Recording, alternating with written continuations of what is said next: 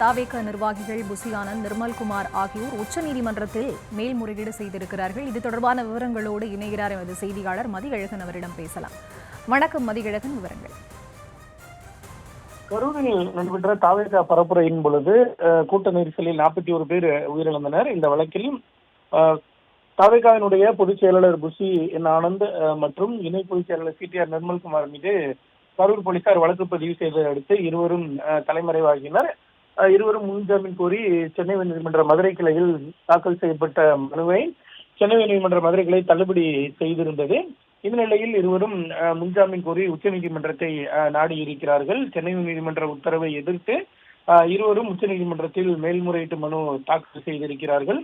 இந்த மனு விசாரிக்க வேண்டும் என திங்கட்கிழமை, அதாவது நாளை தினம் முறையீடு வைக்கவும் திட்டமிட்டிருக்கிறார்கள். முறையீட்டின் பொழுது இந்த வழக்கை அவசர வழக்காக விசாரிக்க வேண்டும் என்று கோரிக்கை வைக்க உள்ளனர்.